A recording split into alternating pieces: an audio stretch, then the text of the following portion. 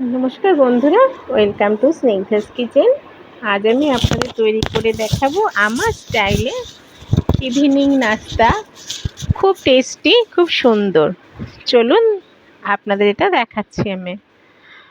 তো এর জন্য প্রথমেই নিয়ে নিয়েছি একটা আলু সিদ্ধ, হাফ টমেটো, হাফ ক্যাপসিকাম, একটা ডিম, একটা পেঁয়াজ আর দুটো কাঁচা লঙ্কা। এইগুলোকে ছোট ছোট করে আমি সবগুলোকে কেটে নিয়েছি। এবার এর মধ্যে দিয়েছি পরিমাণ মতো নুন, হাফ কাপ বিস্কুটের গুঁড়ো আর 1 টেবিল চামচ অরিগানো নিয়েছি।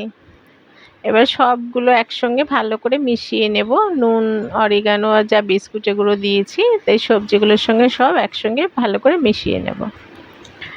তা মেশানো হয়ে গেলে, যেহেতু এটা পুরোটাই শুকনো ড্রাই রয়েছে, সেই জন্য এখানে একটুখানি হাতে যতটা জল ধরে ততটা জল দিয়ে এগুলো ভালো করে একটু মিশিয়ে নেব।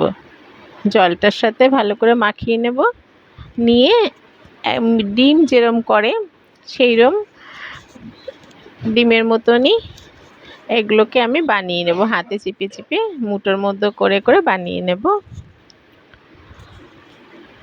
দেখুন এভাবে বানিয়ে নিচ্ছি।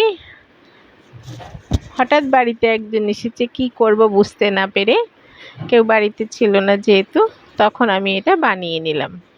চা করার সাথে সাথে কিংবা কফি করার সাথে সাথে এটা বানানো হয়ে যায়। এটা বানাতে বেশি সময় লাগে না, কিন্তু ভীষণ টেস্টি হয় এটা। সেই জন্যে আমি হঠাৎ কি করব বুঝতে না পেরে এটা বানিয়ে ফেললাম। মন থেকে এলো যে এভাবে যদি বানানো যায় তবে মনে হয় ভালোই হবে, সেই জন্য আমি এটা বানিয়ে নিয়েছি।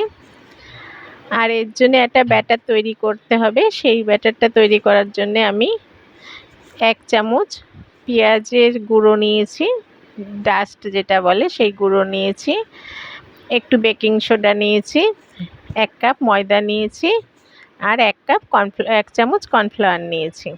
এবার সব একসঙ্গে একটু জল দিয়ে, হাফ কাপ জল দিয়ে গুলে একটু গাঢ় মতো একটা ব্যাটার বানিয়ে নিয়েছি। এই ব্যাটারের মধ্যে এবারে যে সবজিগুলো দিয়ে পুরের মতো করে নিয়েছি সেগুলো এই ব্যাটারের মধ্যে দিয়ে এই ব্যাটারটাকে মাখিয়ে মাখিয়ে তেলের মধ্যে দিয়ে দিচ্ছি। আর এটা পুরো ছাঁকা তেলে যেহেতু ভাজতে হবে, এখানে পরিমাণ মতো অনেকটাই তেল নিয়েছি আমি। এই তেলের মধ্যে এগুলো ভেজে নিচ্ছি। পুরোটা ডুবো তেলে ভাজতে হবে। তো এগুলো দেওয়ার সাথে সাথে কিন্তু উল্টাতে নেই, সবগুলো দিয়ে একটুখানি রেখে দিতে হয় যাতে নিচটা একটু ভাজা হয়ে গেলে তারপরে আস্তে আস্তে উল্টে দিতে হয়। তো আপনারা অনেক ধরনের স্ন্যাক্স দেখেছেন, খেয়েছেন, তবে আমার মতে এটা নিজে একবার বানিয়ে দেখুন। খুব টেস্টি, খুব সুন্দর এবং অল্প সময়েও হয়ে যায়। একবার আপনারা বাড়িতে পারলে ট্রাই করে দেখতে পারেন। খুব সুন্দর হয় এগুলো। তো বন্ধুরা, এটা আপনারা হাফ ভেজে রেখে দিতেও পারেন। হাফ ভাজা হয়ে গেলে পরে ডবল ভাজা করতে পারেন, কখনো আগে করে রাখতে পারেন। কেউ এলে বা খাওয়ার সময় এটাকে ডবল ফ্রাই করে নিতে পারেন আবার। তো দেখুন বন্ধুরা, এগুলো পুরোটাই ফ্রাই হয়ে গেছে। এখন আমার এইগুলো পুরো রেডি। তো বন্ধুরা, আমার তো এই রেসিপিটি আপনাদের কেমন লাগলো তা আপনারা আমাকে লাইক, শেয়ার ও কমেন্ট করে অবশ্যই জানাবেন। আর আমার রেসিপিগুলো যদি আপনাদের ভালো লেগে থাকে, আমার চ্যানেলটিকে সাবস্ক্রাইব করবেন আর পাশে থাকা বেল আইকনটিকে ক্লিক করবেন।